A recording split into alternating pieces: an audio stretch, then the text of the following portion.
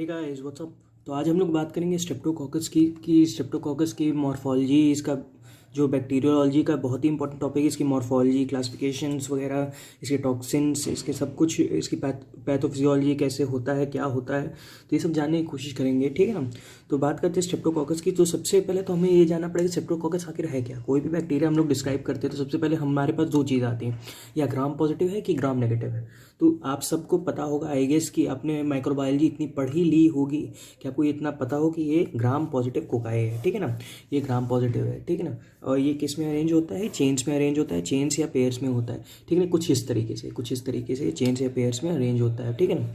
तो normal flora में होता है, ह्यूमंस की नॉर्मल फ्लोरा, ह्यूमन एनिमल की नॉर्मल फ्लोरा में पाया जाता है। वेरी फ्यू स्ट्रेप्टोकोकाई, यार बहुत ही कम, इसके बहुत ज़्यादा स्ट्रेन्स होते हैं, लेकिन इसके जो बहुत ही कम स्ट्रेन्स हैं जो कि पैथोजेनिक होते हैं, ठीक है ना। और बाकी ये नॉर्मल फ्लोरा में पाए जाते हैं, ठीक। तो most of them are facultative, anaerobic and anaerobes and anaerobic, ठीक है। एनारोबिक ज़्यादा है, एरोबिक बहुत कम है। अगर एरोबिक होना भी चाहेंगे तो फैकल्टेटिव एनारोब्स है, ठीक है ना। तो प्योर एरोब्स कोई भी नहीं है, ठीक है ना। तो कैटलेज नेगेटिव है, ठीक है ना। यहाँ पे कैटलेज नेगेटिव है, कैटलेज पॉजिटिव हो जाता है तो क्या होता है, हमारा स्टैफ ऑरियस हो जाता है, स्टेफाइलोकोकस वाला चला जाता है। लेकिन अगर कैटलेज नेगेटिव है तो स्ट्रेप्टोकोकस, ये मेन डिफरेंशिएटिंग फीचर है बिटवीन स्टेफाइलोकोकस एंड स्ट्रेप्टोकोकस, ठीक है ना। तो क्लासिफिकेशन देखने की बात करेंगे कि क्लासिफिकेशन कैसे हम लोग डिवाइड करते हैं।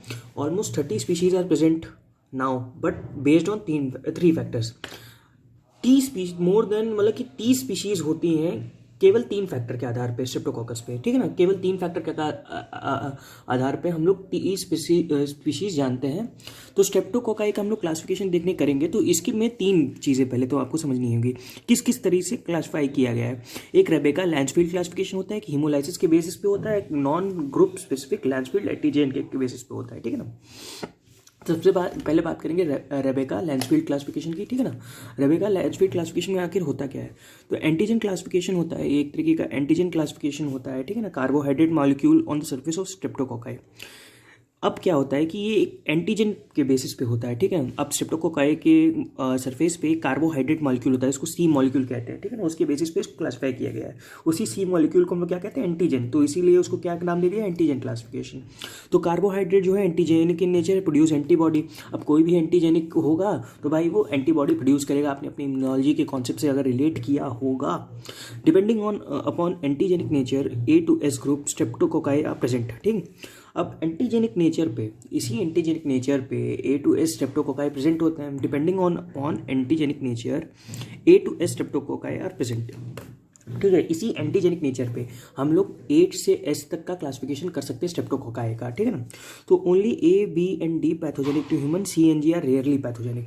इनमें से A to S ग्रुप में केवल A, B, D जो है पैथोजेनिक होते हैं, और C और G रेयरली पैथोजेनिक होते हैं, ठीक है ना। तो ठीक है, तो ये बात रही आपकी रेबेका लैंसफील्ड क्लासिफिकेशंस की, ठीक है ना। तो नेक्स्ट हम लोग बात करेंगे हीमोलिसिस के बेसिस पे। तो हीमोलिसिस के बेसिस पे हम लोग 3 तरीके से बात करते हैं, एक अल्फा हीमोलिटिक होगा, एक बीटा हीमोलिटिक होगा, एक गामा हीमोलिटिक होगा। तो अल्फा हीमोलिटिक की अगर मैं बात करूं तो अल्फा हीमोलिटिक में आपके 2 आते हैं, स्ट्रेप्टोकोकस निमोनी और स्ट्रेप्टोकोकस विरिडेंस, ठीक है ना। बीटा, ये सब आगे मैं बताऊंगा। और बीटा हीमोलिटिक में आपका आता है एक स्ट्रेप्टोकोकस पायोजेनिस, और एक आता है आपका स्ट्रेप्टोकोकस ए गैलेक्टी, और गामा हीमोलिटिक में एक आता है आपका इंट्रोकोकस, ठीक है ना। तो उन सब की बात मैं आगे करूंगा, ठीक है ना। इसमें दोहराने की जरूरत नहीं है, आपको सब याद हो जाएगा। नेक्स्ट हम लोग किस बेसिस पे डिवाइड करेंगे, थर्ड बेसिस है हमारा नॉन ग्रुप स्पेसिफिक लैंसफील्ड एंटीजन। अब हमारा कोई जैसे वहाँ पे रेबेका लैंसफील्ड क्लासिफिकेशन में क्या था, एंटीजन क्लासिफिकेशन था, carbohydrate molecule on present of surface of streptococci, और वहाँ पे एंटीबॉडी उसके कारण से बन गया, और डिपेंडिंग ऑन उसके नेचर पे, ठीक है। तो 8 से S तक हम लोग ने क्लासीफाई कर लिया था। लेकिन यहाँ पे क्या है कि नॉन ग्रुप है, कोई ग्रुप नहीं है, नॉन ग्रुप स्पेसिफिक लैंसफील्ड एंटीजन, ठीक है। तो डोंट हैव कार्बोहाइड्रेट, यहाँ पे कोई कार्बोहाइड्रेट नहीं है, उसको ऐसे बांट दिया गया, मतलब नॉन ग्रुप हो गया, नॉन ग्रुप स्पेसिफिक लैंसफील्ड एंटीजन, ठीक है ना। तो वहाँ पे क्या कहेंगे, स्टेप विरिडेंस आएगा, स्टेप निमोनी इसमें आ जाएंगे नॉन ग्रुप स्पेसिफिक लैंसफील्ड एंटीजन में, ठीक है ना। नॉन ग्रुप स्पेसिफिक लैंसफील्ड एंटीजन, ठीक है। तो तो इसमें भी मैं बात करता हूँ मोस्ट पैथोजेनिक, आपको मैं बताया चुका हूँ, एक बार बता चुका हूँ। मोस्ट पैथोजेनिक अगर आपको याद रखना है तो कौन सा याद रखोगे, A, B, D, और जिसमें से भी C and G are rarely pathogenic, ठीक है ना। और A, B, D में जो भी आते हैं, इसके अलावा स्टेप विरिडेंस होते हैं और स्टेप निमोनी इसके अलावा होते हैं मोस्ट पैथोजेनिक स्ट्रेप्टोकोकाई में, ठीक है ना। तो नेक्स्ट हम लोग बात करते हैं हीमोलाइसिस टेस्ट के बारे में। ठीक है। तो हीमोलाइसिस टेस्ट के बारे में मैंने आपको बोल रहा था कि स्टेप में निमोनी, स्टेप किसमें क्या क्या होता है, तो सब मैं बताता हूँ। हीमोलाइसिस टेस्ट बेसिकली होता क्या है इस तो हीमोलाइसिस टेस्ट किसके मतलब किससे होता है कि किस आगार से होता है, ठीक है ना। बहुत सारे आगार आपने पढ़े, इनरिचमेंट मीडिया, ठीक है ना, ये सब आगार आपने पढ़े हुए हैं, ठीक है ना। तो क्या होता है, ब्लड आगार से कल्चर प्लेट होता है, ठीक है ना, डन बाय यूजिंग ब्लड आगार कल्चर प्लेट, और ये इनोकुलेट करते हैं स्ट्रेप्टोकोकस को। ये क्या करते हैं, इनोकुलेट करते हैं स्ट्रेप्टोकोकस को। हीमोलाइसिस टेस्ट पे क्या होता है कि ब्लड आगार से अगर हम लोग कल्चर प्लेट पे लगाएंगे, अगर हमने डन बाय यूजिंग ब्लड आगार कल्चर प्लेट, हीमोलाइसिस टेस्ट किससे होगा, ब्लड आगार कल्चर प्लेट से। और इसको क्या करते हैं, ब्लड आगार पे क्या करते हैं, इनोकुलेट करते हैं स्ट्रेप्टोकोकस को इनोकुलेट करते हैं, ठीक है ना। तो क्या होगा, अल्फा हीमोलाइसिस में क्या होगा, पार्शियल रेड ब्लड सेल का डिस्ट्रक्शन, केवल पार्शियल होगा, ठीक है ना। स्टेप निमोनी और स्टेप विरिडेंस, फिर से मैं बता रहा हूँ, अल्फा हीमोलाइसिस में स्टेप निमोनी, स्टेप विरिडेंस आएगा जिसमें partial red blood cell destruction होगा। बीटा हीमोलाइसिस में कौन कौन से आते हैं आपके, स्टेप ए गैलेक्टिक और स्टेप पायोजेंस, ठीक है ना। तो ये दोनों आ जाते हैं वहाँ पे बीटा हीमोलाइसिस में, और वो क्या करते हैं, clearly damage and complete destruction of RBC. यहाँ पे कंप्लीट डिस्ट्रक्शन, वहाँ पे पार्शियल डिस्ट्रक्शन या कंप्लीट डिस्ट्रक्शन। गामा हीमोलाइसिस कौन सा, इंट्रोकोकस, यहाँ पे आरबीसी का डिस्ट्रक्शन नहीं होगा, ठीक है ना। तो ये देख लो, ये देख, थोड़ा सा मैं डायग्रामेटिक रिप्रेजेंटेशन समझाने की कोशिश की, ठीक है ना। इसको ये बना के मत आना, लेकिन मैं समझाने के लिए बस, ये क्या होता है कि ये कल्चर प्लेट है, यहाँ ब्लड अगार होगा तो यहाँ पे वाइट सेल बन जाएगी, क्योंकि पूरा कंप्लीट जो है इसका डिस्ट्रक्शन हो गया। वहाँ पे ग्रीन आपको थोड़ा सा ग्रीनिश अपीयरेंस दिखने को मिलेगा, ठीक है ना। यहाँ पे क्या होगा कि थोड़ा सा मतलब कि पार्शियल डिस्ट्रक्शन है, इसलिए ग्रीन देखने को मिलेगा। यहाँ पे क्या होता है, कंप्लीट डिस्ट्रक्शन, तो यहाँ पे वाइट सेल देखने को मिलेगी। और यहाँ पे लो लाइसिस तो आरबीसी आपको देखने को मिलेगा प्योर फॉर्म में, ठीक है ना। तो नेक्स्ट मैं बात करता हूँ कि जो आपके group A and group B वाले होते हैं ना, ग्रुप ए और बी वाले होते हैं, वो बीटा हीमोलिटिक इन नेचर होते हैं, ठीक है ना। ग्रुप ए और ग्रुप बी आपके कौन से होते हैं, बीटा हीमोलिटिक इन नेचर होते हैं, ठीक है। ग्रुप ए में आपका स्टेप पायोजेनेस आएंगे, ग्रुप बी में आप क्या लाओगे, स्टेप ए गैलेक्टे ला सकते हो। और ग्रुप डी जो स्ट्रेप्टोकोकस होते हैं वो मोस्टली अल्फा होते हैं या गामा हीमोलिटिक नेचर होते हैं। तो अल्फा में कौन कौन से आते हैं, फिर से मैं बता रहा हूँ, स्टेप निमोनी और स्टेप विरिडेंस, अभी तक आपको याद हो गया होगा। गामा में कौन से आते हैं, एंट्रोकोकस आते हैं। ग्रुप डी स्ट्रेप्टोकोकाई में, ठीक है। और सबसे पैथोजेनिक कौन कौन से थे, ग्रुप ए बी डी और सी और जी रियली पैथोजेनिक था, ठीक है ना। तो step viridans and step pneumonia और अल्फा हीमोलिटिक इन नेचर, ये मैं बता चुका हूँ आपको, ठीक है ना, ये बात हो चुकी है। तो हम लोग बात करते हैं ग्रुप ए स्ट्रेप्टोकोकाई की, जिसको मैंने बोला था आपसे कि स्ट्रेप्टोकोकस पायोजेनेस है, ठीक है ना। स्ट्रेप्टोकोकस पायोजेनेस जो कि सबसे इंपॉर्टेंट है, इसके ऊपर शॉर्ट नोट आता है आपके एग्जाम्स में, ठीक है ना। तो हम लोग कैसे इसको कहते हैं, गैस के फॉर्म में याद करते हैं, ठीक है। इसका शॉर्ट फॉर्म है गैस, ग्रुप ए स्ट्रेप्टोकोकाई का गैस, ठीक। तो गैस ये होता है कि ह्यूमन पैथोजन होता है नेचुरल कंडीशन, ये ह्यूमन पैथोजन होता है नेचुरल कंडीशन में, ठीक है ना। ह्यूमन के ऊपर पैथोजन होता है नेचुरल कंडीशन में, इसके पायोजेनिक ऑर्गेनिज्म होता है। पायोजेनिक ऑर्गेनिज्म क्या होता है, पायोजेनिक नाम ही इसमें पता चल रहा है, पायो मीन्स क्या, पस, तो ये पस फॉर्मिंग होता है ऑर्गेनिज्म। बीटा हीमोलिटिक में बता चुका हूँ। माइक्रो एरोफाइल होता है, anaerobic in nature, even presence in minor concentration of O2 consumed, अगर थोड़ा सा अगर प्रेजेंट भी हुआ तब भी कोई नहीं, माइनर कंसेंट्रेशन ऑफ O2 पे भी कंज्यूम हो जाएगा, कैन सर्वाइव कर जाएगा, ठीक है ना। माइक्रो एरोफाइल होता है क्योंकि मोस्टली सारे एनारोबिक होते हैं या तो फैकल्टेटिव एनारोब होते हैं, जहाँ की मैंने आपको इंट्रोडक्शन में बताया था, ठीक है। ये कैटलेस नेगेटिव होता है, कैटलेस नेगेटिव में बता ही चुका हूँ। बैक्टीरियन सेंसिटिव होता है, ठीक है ना। एक और सेंसिटिविटी टेस्ट होती है इसमें, एक बैक्टीरियन सेंसिटिव होता है, एक बैक्टीरियन पॉजिटिव होता है, ठीक है ना। अब इसमें कैसे कैसे डिवाइड करेंगे, बैक्टीरियन जो सेंसिटिव होता है वो होता है आपका स्ट्रेप्टोकोकस पायोजेनेस, और जो आपका बैक्टीरियन रेजिस्टेंट होता है ना, तो वो स्ट्रेप्टोकोकस ए गैलेक्टी था, ठीक है ना। तो स्ट्रेप्टोकोकस ए गैलेक्टी जो है बैक्टीरियन रेजिस्टेंट है, लेकिन वहाँ पे जो है कैंप टेस्ट पॉजिटिव आता है। यहाँ पे कैंप टेस्ट आप आगे पढ़ोगे, कैंप टेस्ट यहाँ पे नेगेटिव होता है, वहाँ पे कैंप टेस्ट पॉजिटिव आता है, और वहाँ पे प्यूरेट हाइड्रोलिसिस टेस्ट भी वहाँ पे पॉजिटिव आता है, लेकिन यहाँ पे नेगेटिव आता है, ठीक है ना। तो ये बैक्टीरियन सेंसिटिव होता है, won't grow in Bactrian containing media, तो ये एंटीबायोटिक एक तरीके का होता है बैक्टीरियन, ठीक है ना। तो ये क्या होता है कि PYR पॉजिटिव ये होता है, PYR पॉजिटिव क्या है, ये PYR pyrrole indole aryl amidase, pyrrole indole इडोनिल, पायरोल इडोनिल अराइल अमाइडेज, ये पॉजिटिव होता है। और ग्रुप ए कार्बोहाइड्रेट पॉजिटिव होता है, ग्रुप ए कार्बोहाइड्रेट पॉजिटिव, ठीक है ना। अब इसके विरुलेंस फैक्टर की बात करते हैं जो कि इंपॉर्टेंट है, तो इस पर कुछ विरुलेंस फैक्टर है जिनके मतलब कि जिनके हिसाब से इनको बहुत ही ज़्यादा मतलब कि सीरोटाइप्स में बांटा जाता है, तो ज़्यादा 70 से ज़्यादा सीरोटाइप्स बन सकते हैं इसमें, ठीक है ना। तो वो भी मैं बताऊँगा सब। तो इसमें सरफेस वायलेंस फैक्टर में क्या क्या होता है, एक प्रोटीन होता है MFT, एंटीजन होता है, लिपोटिकोइक एसिड होता है जो कि फिम्ब्रियम में पाया जाता है, हाइलुरोनिक एसिड होता है, कैप्सूल में पाया जाता है। डरने की बात नहीं है, माइक्रोबायोलॉजी को अगर समझ के याद करोगे, अगर समझोगे थोड़ा, ठीक है, रटना तो है ही, थोड़ा माइक्रो तो रटना ही पड़ेगा, लेकिन अगर थोड़ा समझ लोगे ना तो तुम्हें जो रटने में भी आसानी होगा माइक्रोबायोलॉजी को। अगर थोड़ा सा कॉन्सेप्ट लगाओगे, हाँ ये ऐसे ये ऐसे ये ऐसे, तो माइक्रोबायोलॉजी भी हो जाएगी, ठीक है ना, बहुत बड़ी नहीं लगेगी, ठीक है। तो क्या होता है कि वायलेंस फैक्टर होता है इसमें, तो सरफेस वायलेंस फैक्टर में क्या क्या होता है, प्रोटीन M आ जाता है, प्रोटीन F आ जाता है, प्रोटीन T एंटीजन आ जाता है, ठीक है, MFT, ठीक है। और लाइपोटिकोइक एसिड कहाँ होता है, फिम्ब्रियम में होता है, और हाइड्रोक्लोरिक एसिड कहाँ होता है, कैप्सूल में होता है, ठीक है ना। लाइपोटिकोइक एसिड कहाँ, फिम्ब्रियम में, और हाइड्रोक्लोरिक एसिड कहाँ पे, कैप्सूल में, ठीक है।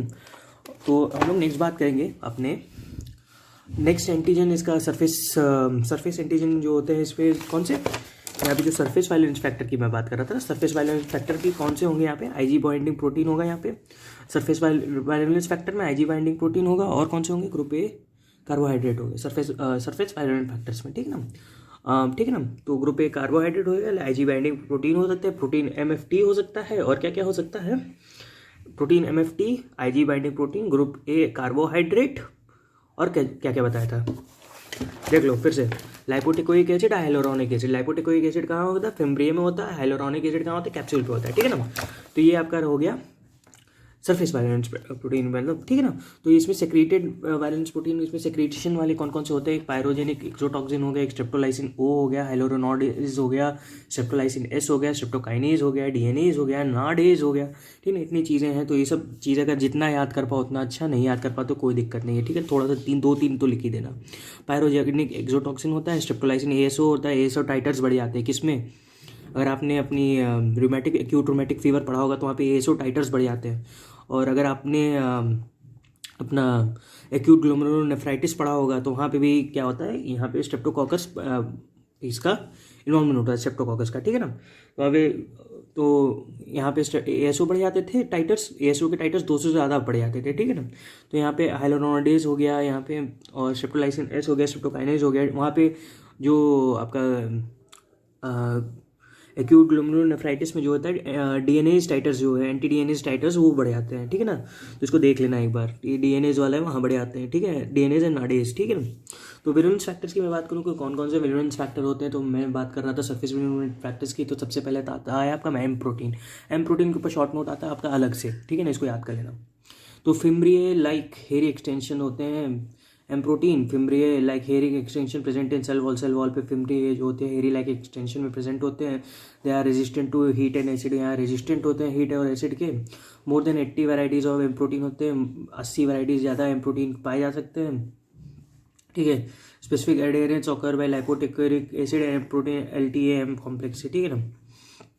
इससे क्या होगा, स्पेसिफिक एडेरेंस हो जाता है किससे, लाइपोटिकोइक एसिड कहाँ होता है, फिम्ब्रिया पे होता है। एंड M प्रोटीन कौन से, M प्रोटीन से एडेरेंस हो जाता है, कॉम्प्लेक्स बना लेता है ये दोनों, लाइपोटिकोइक एसिड एंड M प्रोटीन, तो उसको क्या कर देते हैं, LTA-M कॉम्प्लेक्स हो जाता है, स्पेसिफिक एडेरेंस हो जाता है, ठीक है ना। M protein types associated with impetigo and other skin infection are different from those associated with pharyngitis. तो M प्रोटीन जो होता है मोस्टली इम्पेटिगो वगैरह करा देता है, जो कि स्किन इन्फेक्शन एक बेसिकली से स्किन पे कुछ दिक्कत हो जाती है। तो एंड अदर जो आपकी डर्मा में पढ़ोगे, and other skin infection and are different from those associated with pharyngitis भी होता है स्ट्रेप्टोकोकस के, स्ट्रेप्टोकोकस पायोजेनिस क्या कर सकता है, फेरेंजाइटिस भी कर सकता है, ठीक है। तो कुछ मैं इन्फेक्शन के नाम बोल रहा हूँ, तो वो चीज़ें याद कर लो। इम्पेटिगो हो सकता है, टॉक्सिक शॉक लाइक सिंड्रोम हो सकता है, स्कारलेट फीवर हो सकता है, ठीक है ना, और एक्यूट ग्लोमेरुलोनेफ्राइटिस हो सकता है, एक्यूट रूमेटिक फीवर हो सकता है, ठीक है ना, ये हो सकता है। और आपका इम्पेटिगो हो गया, स्कारलेट फीवर हो गया, ठीक है ना, और फेरेंजाइटिस भी हो सकता है, ठीक है ना। तो ये सब चीज़ें हो सकती हैं। तो नेक्स्ट बात करेंगे कि ऑटो इम्यून कंडीशन होती है M प्रोटीन से एसोसिएटेड, जो कि M प्रोटीन से एसोसिएटेड क्या होगी, कौन सी कंडीशन होगी, ऑटो इम्यून कंडीशन होगी। हाँ, एक नेक्रोटाइजिंग फेसियाइटिस होता है, ठीक है ना, वहाँ पे थोड़ा सा मतलब स्किन का डिग्रेड वो हो जाता है, स्किन जो है झड़ने लगती है, नेक्रोटाइजिंग फेसियाइटिस होता है एक और चीज़, ठीक है ना। ऑटो इम्यून कंडीशन होता है एसोसिएटेड विद M प्रोटीन, ठीक है ना। तो नेक्स्ट बात करें antibodies which are produce by M protein, cytotoxic T cell can react with cardiac myosin. ये क्या होता है, जो एंटीबॉडीज़ होती हैं ये which is produced by M protein, cytotoxic T cell can react with cardiac myosin and basal ganglia neurons, leads to carditis and chorea of rheumatic fever. जो M protein के कारण से क्या होता है, पहले तो ये समझ लो एम प्रोटीन के कारण से क्या होता है, एक्यूट रोमैटिक फीवर हो जाता है। अब उसका ये मैकेनिज्म समझा रहा है कि antibodies which are produced by M protein cytotoxic T cell, ठीक है। एम प्रोटीन को ही और क्या कह सकते हैं हम लोग, एक तरीके से कह सकते हैं साइटोटॉक्सिक टी सेल ही है, ठीक है ना। ये एंटीबॉडी किससे रिएक्ट करते हैं, can react with cardiac myosin और बेसल गैंग्लिया, ठीक, न्यूरॉन्स, ठीक है, कार्डियक मायोसिन। क्योंकि देखो क्यों रिएक्ट कर रही हैं एंटीबॉडीज, क्योंकि उनके स्ट्रक्चर जो हो सकता है सेम हो सकता है कि एम प्रोटीन और कार्डियक मायोसिन का स्ट्रक्चर जो होता है सेम हो सकता है। अगर वो इससे रिएक्ट कर जाएंगी तो इसको क्या कर देंगे, कार्डाइटिस कर सकते हैं और कोरिया कर सकते हैं।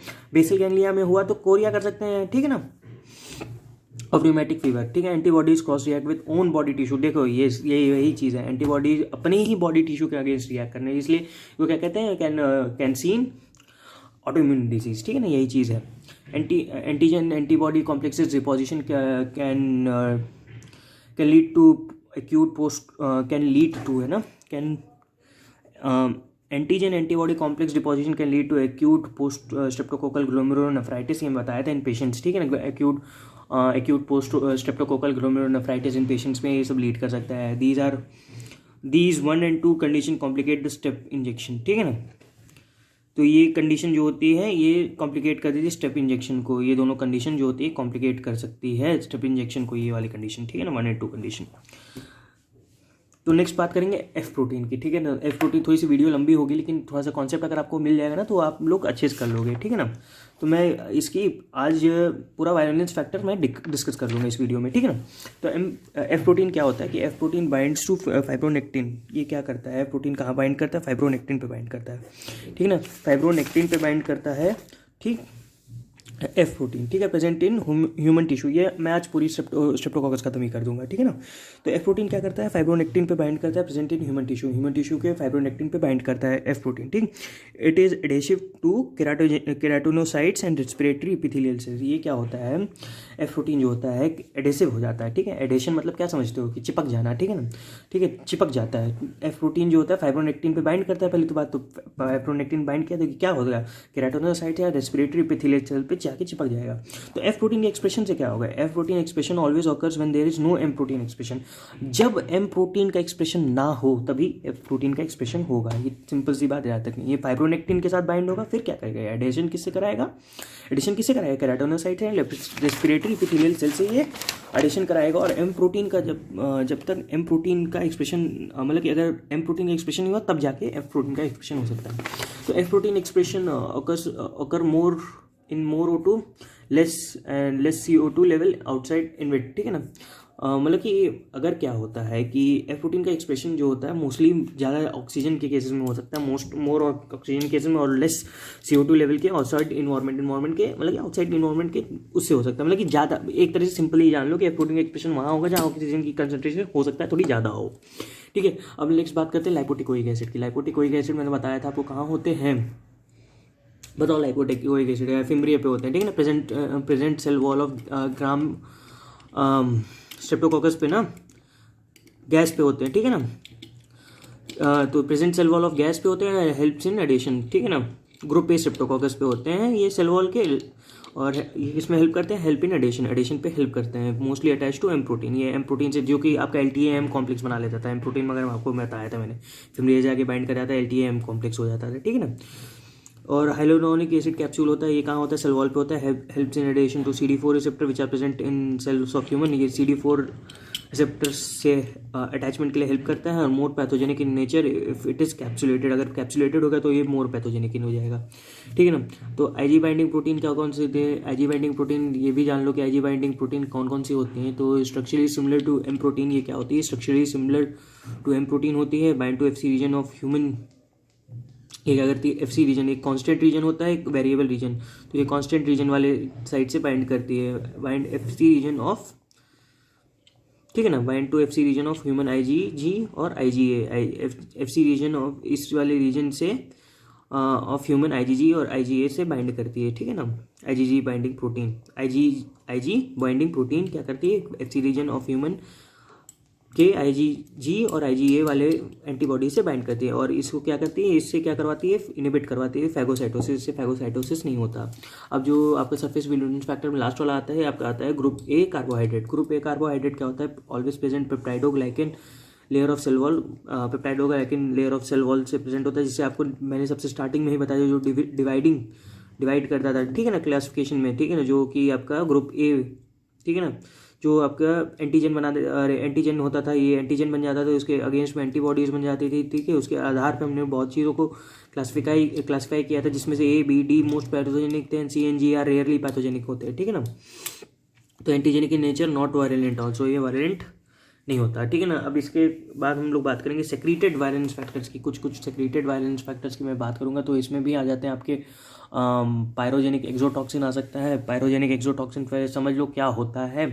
तो प्रीवियसली इसको क्या कहते थे, प्रीवियसली हम लोग इसको कहते थे इरेथ्रोजेनिक टॉक्सिन कहते थे, जिसमें 3 वैरायटी आती थी, A, B, C वैरायटी आती थी। इसको क्या कहते थे पहले, इरेथ्रोजेनिक टॉक्सिन कहते थे, जिसमें 3 वैरायटी आती थी, A, B, C वैरायटी, ठीक है ना।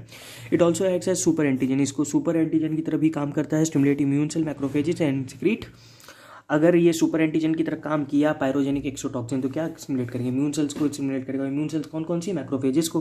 और मैक्रोफेजेस ये क्या करेंगे, स्टिमुलेट, अगर इम्यून सेल्स स्टिमुलेट हो गए तो ये क्या करेंगे, सिक्रीट करेंगे इंटरल्यूकिन 1 एंड TNF, ठीक है ना, TNF को सिक्रीट करेंगे, ट्यूमर नेक्रोसिस फैक्टर, ठीक है ना। तो A variety is isolated from severe cases of infection. जो सीवियर केसेस ऑफ इन्फेक्शन है उनमें से A वैराइटीज़ को आइसोलेट किया गया है। A वैराइटीज़ जो कौन सी होगी, स्ट्रेप्टोकोकस पायोजेनेसी वाली, ठीक है ना। और causes scarlet fever, scarlet fever में बताया था स्ट्रेप्टोकोकस पायोजेनेसिस एक फीवर हो सकता है, उसको कहते हैं स्कारलेट फीवर। उसमें क्या होता है, उसमें होता है कि स्ट्रॉबेरी टंग, ठीक ना, स्ट्रॉबेरी टंग हो जाती है, ठीक है ना। और आपका जो फेस को छोड़ के और जगह कुछ रैशेस फॉर्म में कुछ बन जाते हैं, ठीक है ना, स्ट्रॉबेरी टंग हो जाती है, फेरेंजाइटिस हो जाता है, ठीक है ना, ये सब हो जाते हैं स्कारलेट फीवर में। And toxic shock syndrome lead कर सकता है, ठीक है ना, when it cut as super antigen, ठीक है ना। तो स्ट्रेप्टोलाइसिन एस की मैं बात करूँ, नेक्स्ट अपना स्ट्रेप्टोलाइसिन एस होता है, ऑक्सीजन स्टेबल होता है, survive O2 condition, S for S याद रखना कि सर्वाइव O2 कंडीशन में हो जाता है। मैंने आपको एक और चीज़ बताई थी जो कि O2 कंसनट्रेशन में वहाँ पे सरफेस वायलेंस फैक्टर्स में कौन सी थी, एफ प्रोटीन, ठीक है ना, जब ये बताई होगी मैंने आपको, देख लेना, याद कर लेना। तो ये क्या होता है, नॉन एंटीजेनिक होता है, स्मॉल मॉलिक्यूलर वेट होता है, ठीक है, नॉन एंटीजेनिक होता है। और एस फॉर, फिर से एस आ गया, यहाँ पे स्मॉलर मॉलिक्यूलर वेट आ जाएगा। और can see beta haemolysis on blood agar plate, ठीक है, ब्लड अगार प्लेट पे बीटा हिमोलिसिस कर सकता है। बीटा हिमोलिसिस देखो, बीटा हिमोलिसिस में कौन कौन से आते थे, बीटा हिमोलिसिस में एक कौन सा आता था, एक स्ट्रेप्टोकोकस पाइजीन्स आता था, एक स्ट्रेप्टोकोकस ए गैलेक्टी आता था। तो बटरफ्लाई शेप्ड हो जाता था वो, ठीक है ना। स्ट्रेप्टोकोकस ए गैलेक्टी पे अगर तुम करोगे ना, तो एक तरफ ये होता है, ऐसे एक कल्चर ब्लड वगैरह लेंगे तो यहाँ पे क्या होगा, स्टेफ का करेंगे या स्ट्रेप्टोकोकस ऑरियस का करेंगे, तो ये ऐसे आ जाएगा, कुछ ऐसा ऐसा आएगा, ठीक है ना। तो ये ऐसा ऐसा आ जाता है, ठीक है ना। उसको जाके देख लेना किताब में कि बीटा हिमोलिसिस कैसे दिखता है, ठीक है ना। तो ये आपको जानना पड़ेगा, can see beta haemolysis on blood agar plate. और इट एक्ट एज बैक्टीरियोसिंस, ये बैक्टीरियोसिंस की तरह एक्ट करता है whenever it secrete kill bacteria, ठीक है। अगर यहाँ ये कहीं सेक्रीट हो गया, बैक्टीरियोसिन सेंसिटिव कौन सा था, बैक्टीरियोसिन सेंसिटिव कौन सा था, स्ट्रेप्टोकोकस पायोजेनिस। और रेजिस्टेंट कौन सा था आपका, रेजिस्टेंस कौन सा था, स्ट्रेप्टोकोकस ए गैलेक्टी था, ठीक है ना। तो इट गोज ऑन, तो ये क्या होता है, जहाँ पे भी ये सिक्रीट हो जाता है, ये बैक्टीरिया को किल करता है। ये ज़्यादातर लेकिन ग्रो करता है स्किन में, नॉर्मल फ्लोरा पे ये सिक्रीट होता है, ठीक है ना। बैक्टीरियोसिन की तरह एक्ट करता है, ऑक्सीजन स्टेबल होता है और non antigenic small molecular weight protein, can see beta haemolysis on blood agar. तो नेक्स्ट हम लोग बात करेंगे स्ट्रेप्टोलाइसिन ओ की, ठीक है ना, स्ट्रेप्टोलाइसिन ओ की। तो स्ट्रेप्टोलाइसिन ओ जो होता है, पहले तो ऑक्सीलेबाइल होता है। ऑक्सीलेबाइल मतलब कि क्या होगा कि presence of O2 will be inactive. अगर O2 का प्रेजेंस हो गया तो वहाँ पे इनएक्टिव होगा। स्ट्रेप्टोलाइसिन ओ कहाँ में इसीलिए होता है, एसोटाइटस कहाँ बढ़ते हैं, जो एक्यूट रोमैटिक फीवर में बढ़ जाते हैं, इसको याद रखना। एंटीजेनिक होता है, antibody very much useful to diagnose rheumatic fever and glomerulonephritis, ठीक है। एंटीजेनिक एंटीबॉडी मतलब जो होता है ये सब वेरी यूजफुल होते हैं, मतलब कि रूमेटिक फीवर के लिए डायग्नोसिस के लिए मैं बताया था, ग्लोमेरुलोनेफ्राइटिस में वहाँ पे डीएनएज भी बढ़ता है। और एसोटाइटर होते हैं very much useful in recent gas infection, ठीक है ना, ग्रुप ए स्ट्रेप्टोकोकाई इन्फेक्शन, मतलब कि एसोटाइटर बहुत ही ज़्यादा वहाँ पे यूज़फुल होते हैं। नेक्स्ट होता है सेप्टोकाइनेस। सेप्टोकाइनेस बारे में सब लोग जानते होंगे कि मायोकार्डियल इंफार्क्शन यूज़ करते हैं STMI है, नॉन STMI वाले में ठीक है, फार्मा पढ़ी होगी आपने इतनी। तो स्ट्रेप्टोकाइनेस की मैं बात कर लूँ, थोड़ा सा बस बता दूँ इसके बारे में, क्या होता है क्या नहीं होता।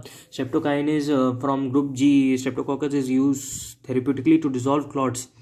ठीक है, ये क्या होता है, इस ग्रुप G स्ट्रेप्टोकोकस से रिलीज होता है, ठीक है। CNG आर रेयरली पैथोजेनिक, तो ये G वाले से रिलीज होगा। Is use therapeutically to dissolve clots in bypass surgery patient cardiac patients to break clots. ठीक है ना, ग्रुप G स्ट्रेप्टोकोकस से यूज होगा, थेरेप्यूटिकली इसको यूज करते to dissolve clots in bypass surgery, इसको क्लॉट्स के डिसॉल्व करने के लिए यूज करते हैं बाईपास सर्जरी में, and cardiac patient break clots. यहाँ पे कार्डियक पेशेंट जो होते हैं ब्रेक क्लॉट्स को ब्रेक कर देते हैं। तो स्ट्रेप्टोकाइनेस जो होता है बाइंड्स विद प्लाज्मिनोजन, ये प्लाज्मिनोजन के साथ बाइंड करेगा टू फॉर्म प्लाज्मिन, और प्लाज्मिन क्या करता है, प्लाज्मिन बेसिकली क्या करता है, ब्रेक क्लॉट्स करता है। तो ठीक है ना। तो अगर अपनी DIC पढ़ी होगी, डिसेमिनेटेड इंट्रावेस्कुलर कोएगुलेशन, तो वहाँ पे भी प्लाज्मिन का रोल आता है। ठीक है ना, क्योंकि 3 चीज़ों से होता है, एंडोथेलियल इंजरी हो जाती है, और एंडोथेलियल इंजरी हो जाएगी, टिश्यू इंजरी हो जाती है, या सेप्सिस हो जाएगा, तो कुछ टिश्यू फैक्टर्स रिलीज होंगे। टिश्यू फैक्टर्स के रिलीज होने पे क्या होता है, वहाँ पे कुछ प्लाज्मिनोजन का एक्टिवेशन हो जाएगा, प्लाज्मिनोजन से प्लाज्मिन बनेगा, प्लाज्मिन क्या करेगा, फाइब्रिनोलाइसिस कराता है। ठीक है, ब्रेक क्लॉट्स मतलब क्या है, फाइब्रिनोलाइसिस, और फाइब्रिनोलाइसिस के बाद वो क्या कराएगा, ब्लीडिंग होने लगेगी, और उसके आगे वो क्या कराएगा, फाइब्रिनोजन डिग्रेडेशन प्रोडक्ट, और DIC में एक फाइब्रिनोजन डिग्रेडेशन प्रोडक्ट। ठीक ना, थोड़ा सा ऑफ टॉपिक चला गया था मैं, लेकिन उससे रिलेट कर लेना, पैथोलॉजी है। ठीक है ना, DIC बहुत ही इंपॉर्टेंट सवाल है आपका, आता है, जो कि आपके मैंने वीडियो डाल भी चुकी है DIC की, तो देख लेना अगर नहीं देखी हो DIC, वो आपका आता है। ठीक है ना। तो क्या करता है, प्लाज्मिनोजन टू फॉर्म क्या करता है, प्लाज्मिन बना देता है, ब्रेक क्लॉट कर देगा, और facilitate migration through host tissue. ये क्या करेगा, फैसिलिटेट कराएगा माइग्रेशन, किसके थ्रू होस्ट टिश्यू के थ्रू ये फैसिलिटेट कराएगा माइग्रेशन को। ठीक है ना। तो प्लाज्मिन क्या करते हैं, ब्रेक क्लॉट्स करते हैं, facilitate migration through host tissue के थ्रू माइग्रेशन करा देता है। तो नेक्स्ट हम लोग बात करेंगे हाइलोरोनिडेज की। हाइलोरोनिडेज, ठीक है, हाइलोरोनिडेज कहाँ होता है, बेसिकली आपके सेल वॉल पे होता है। Help break hyaluronic acid in connective tissue. तो कनेक्टिव टिश्यू में ये हाइलोरोनिक एसिड के लिए ब्रेक करने के लिए यूज़ करते हैं। नाडेज और DNase क्या होता है, use break nucleic acid in host cells. ये न्यूक्लिक एसिड को ब्रेक करने के लिए यूज़ करते हैं होस्ट सेल्स में। ठीक है ना। थोड़ा सा हिम्मत और रखो, थोड़ा सा बस बचा है, मैं बता दे रहा हूँ। तो ज़्यादा से ज़्यादा मैक्सिमम 35 मिनट्स जाएगी, उससे ज़्यादा नहीं जाएगी। ठीक है। तो एपिडेमियोलॉजी इसकी क्या होती है, एपिडेमियोलॉजी क्या होती है, ग्रुप ए इन्फेक्शन होती है, अफेक्ट्स ऑल एजेस, पीक 5 से 15 साल के बीच में। तो इसकी जो पीक होती है 5 से 15 साल के बीच में होती है, लेकिन सब में सकता है। ठीक है ना। एपिडेमियोलॉजी की ये हो गई। ट्रांसमिशन क्या हो सकता है, ट्रांसमिशन किसी भी चीज़ का कैसे होगा यार, रेस्पिरेटरी ट्रैक्ट से हो सकता है। ठीक है ना, रेस्पिरेटरी ट्रैक्ट से हो सकता है, डायरेक्ट कॉन्टैक्ट से हो सकता है, फॉर्माइट्स के थ्रू हो सकता है। ठीक है ना। पैथोजेनेसिस की समझ लो, पैथोजेनेसिस थोड़ी सी इंपॉर्टेंट है, इसको ध्यान सुनना। इसमें क्या हो गया, ऑर्गेनिज्म इंटर किया भाई, ऑर्गेनिज्म इंटर कर दिया कोई भी। ठीक है ना, किसी भी मतलब कैसे भी ऑर्गेनिज्म इंटर कर दिया, आपकी स्किन टिश्यू इंटैक्ट नहीं रही तो रेस्पिरेटरी के थ्रू इंटर कर सकता है, स्किन के थ्रू इंटर कर सकता है। अब ये क्या करा, कहाँ गया, इंटर नेजोफेरेंजियल एरियाज पे गया ठीक है ना। Come and attack epithelial tissue, ये वहाँ पे आता है और अटैक करता है एपिथेलियल टिश्यू पे with the help of F protein, lipoteichoic acid, hyaluronic acid and capsule. ठीक है ना। ये कैसे अटैक करेगा एपिथेलियल टिश्यू पे, अपने सारे सरफेस वायलेंस एंटीजन वाले को, जितना वायलेंस फैक्टर सोच सकते हो सोच लगा देना वहाँ पे। क्या, M protein, F protein, lipoteichoic acid, hyaluronic acid and capsule सब लगा देना वहाँ पे। ये क्या करेगा, coming to connective tissue, connective tissue में आएगा, inside connective tissue restricts phagocytosis. ये क्या करेगा, कनेक्टिव टिश्यू में आएगा, ये कनेक्टिव टिश्यू में आएगा, और inside connective tissue restricts phagocytosis, opsonization and cell lysis occur. यहाँ पे सब ये सब करा देगा, मतलब कि काम की सारी चीज़ें रोक देगा। कनेक्टिव टिश्यू में आएगा, रिस्ट्रिक्ट कर देगा फैगोसाइटोसिस को, रिस्ट्रिक्ट कर देगा ऑप्सोनाइजेशन को, रिस्ट्रिक्ट कर देगा सेल लाइसिस को, प्रमोट कर देगा, सेल लाइसिस बढ़ा देगा। ठीक है ना। कनेक्टिव टिश्यू में आने के बाद because of M protein, Ig binding protein and hemolysins, ये किसके द्वारा होगा, एम प्रोटीन्स के द्वारा होगा, आईजी बाइंडिंग प्रोटीन्स के द्वारा होगा, हीमोलाइसिस। आईजी क्या करता है, एफसी पोर्शन के आईजीजी और आईजीएम के उसके एफसी पोर्शन से बाइंड कर लेते थे। ठीक है ना। तो ये आपका बात हो गया कम इनटू कनेक्टिव टिश्यू। अब इसके बाद क्या करेंगे, अगर कनेक्टिव टिश्यू के अंदर तो आगे भाई काम अपना, फैगोसाइटोसिस को रिस्ट्रिक्ट कर दिया, ऑप्सोनाइजेशन रिस्ट्रिक्ट कर दिया, सेल लाइसिस बढ़ा दिया। तो अब इसके बाद क्या होगा अपना, इसके बाद होगा कि हीमोलाइसिस हीमोलाइसिस क्या करेंगे, हीमोलिसिस, जो हीमोलिसिस हो जाएगी तो डिस्ट्रक्ट कर देगा कनेक्टिव टिश्यू को, और क्या अल्टीमेटली क्या करेंगे, ultimately can lead to inflammation, ठीक है ना, इन्फ्लेमेशन करवा देंगे। और skin infections like cellulitis, fasciitis, furuncles, impetigo, carbuncles, ये सब सोच लो, जितना इन्फेक्शन सोच सकते हो सोच लो सब, ठीक है। स्किन इन्फेक्शन जितना सोच सकते हो सोच लेना। वहाँ पे डर्मा अगर पढ़ी होगी आपने तो वो सब सोच लेना कि हाँ भैया सेलुलाइटिस कर सकता है, फेस्कुलाइटिस हो सकता है, फॉलिकुलाइटिस कर सकता है, फरंकल कर सकता है, इम्पेटिगो कर सकता है, कार्बंकल कर सकता है, सब कुछ कर सकता है, ठीक है ना, जितना इन्फ्लेमेशन सोच सकते हो ठीक है। तो they spread into connective tissue, ये स्प्रेड कर जाते हैं कनेक्टिव टिश्यू में यहाँ से, ठीक है ना। तो अब क्या होंगे, कनेक्टिव टिश्यू में पहले आ गए थे, हीमोलाइसिस तो डिस्क्राइब कर ही दिया था भैया, तो it can ultimately leads to inflammation, inflammation के लिए लीड कर दिया, ठीक। तो spread into connective tissue, spread हो गए कनेक्टिव टिश्यू में, they enter into blood stream, तो ब्लड स्ट्रीम में लोग एंटर कर गए, इन्वेजिव टाइप ऑफ इन्फेक्शन हो गया। तो इन्वेजिव टाइप ऑफ इन्फेक्शन में कौन से होंगे, तो पायरोजेनिक टॉक्सिन होंगे, causes Scarlett fever and TSS, ठीक है, टीएसएस मतलब टॉक्सिक शॉक सिंड्रोम, ठीक है। और एम प्रोटीन क्या करता है, नेक्रोटाइजिंग फेसियाइटिस कर देता है। नेक्रोटाइजिंग फेसियाइटिस मतलब क्या होता है, स्किन का झड़ना, ठीक है, नेक्रोसिस हो जाए, स्किन का झड़ जाएगा, ठीक है ना। तो सिंपल से याद रखना, नेक्रोटाइजिंग फेसियाइटिस होता है, बस इतना याद रखो, बहुत है, काफ़ी, इतना एग्जाम में लिखा होगा, काम भर लिख दोगे पास हो जाओगे। इन्वेजिव टाइप ऑफ इन्फेक्शन होता है, pyrogenic toxin causes scarlet fever and TSS, ठीक है ना, टीएसएस कर देता है, pyrogenic toxin causes scarlet fever and TSS, ठीक है ना। इन्वेजिव टाइप का इन्फेक्शन होता है, ये कैसा इन्फेक्शन होता है, इन्वेजिव टाइप का इन्फेक्शन होता है, ठीक। और इसके क्लिनिकल फीचर्स याद रखो, क्लिनिकल फीचर्स क्या क्या होंगे इसके, क्लिनिकल फीचर्स में दो वैराइटीज़ होंगी इसकी। कौन कौन सी दो वैराइटीज़ भाई, एक सपोरेटिव कंडीशन होगा, एक नॉन सपोरेटिव। सपोरेटिव मतलब क्या होता है कि जितने फेरेंजाइटिस हो सकते हैं, फेरेंजाइटिस आइटिस वाले जितने हो सकते हैं, स्किन मतलब सुपरेटिव मतलब कि सुपर वो करता है ना, पुरलेंट डिस्चार्ज जो होता है बेसिकली, तो फेरेंजाइटिस हो सकता है, या स्किन इन्फेक्शन में हो सकता है, नेक्रोटाइजिंग फेसियाइटिस में देख सकते हो, टॉक्सिक शॉक सिंड्रोम में देख सकते हो, स्कारलेट फीवर में देख सकते हो, तो ये सुपरेटिव कंडीशंस होंगे। और नॉन सुपरेटिव कंडीशंस में mostly associated antibody mediated condition होती हैं, एंटीबॉडी मीडिएटेड कंडीशंस हो सकती हैं, तो उसमें कौन कौन से होंगे, rheumatic fever, glomerulonephritis, didn't take treatment for pharyngitis, it leads to rheumatic fever और ग्लोमेरुलोनेफ्राइटिस, ठीक है ना। अगर नहीं लिया हमने कुछ भी तो ये रूमेटिक फीवर और ग्लोमेरुलोनेफ्राइटिस कर सकते हैं, ठीक है ना, नॉन सुपरेटिव कंडीशंस में, ठीक। नेक्स्ट बात करेंगे इसकी डायग्नोसिस की, तो डायग्नोसिस बहुत ही आसान है, तो रैपिड सेप्टोकॉकस टेस्ट लगा दें, बीटा हेमोलिटिक टेस्ट लगा दें, बैक्टीरियसिन सेंसिटिव कर देंगे, PYR पॉजिटिव हो जाता है, एसओ टाइटर्स हो जाते हैं, more than 200 charges of patient getting rheumatic fever and glomerulonephritis, ये याद रखना, ठीक है। रैपिड सेप्टोकॉकस टेस्ट कर देंगे, बीटा हेमोलिसिस कर देंगे, बैक्टीरियसिन होता है, ये PYR जानते ही हो, ठीक है। और इसका क्या होता है, लैंसफील्ड एंटीजन वाला भी देख सकते हैं, कार्बोहाइड्रेट जूसी एंटीजन होता है बाहर। और ट्रीटमेंट इसका कैसे करेंगे, पेनिसिलिन, एरिथ्रोमाइसिन एंड क्लिंडामाइसिन से, ठीक है ना। तो बेसिकली मुझे लगता है कि इतना आप लोग को समझ में आ गया, इतना काफ़ी है। तो मिलते हैं आपसे नेक्स्ट वीडियो में, और पसंद आए लाइक करना, कमेंट करना, जो भी दिक्कत आए, और यार अप्रिशिएट किया करो और सब्सक्राइब कर दो चैनल को तो अच्छा लगेगा, ठीक है। नहीं भी करोगे तब भी अच्छा लगेगा ठीक है। तो ट्रीटमेंट क्या है, पेनिसिलिन है, एरिथ्रोमाइसिन है, क्लिंडामाइसिन है, ठीक है ना। लाइक कर देना वीडियो को।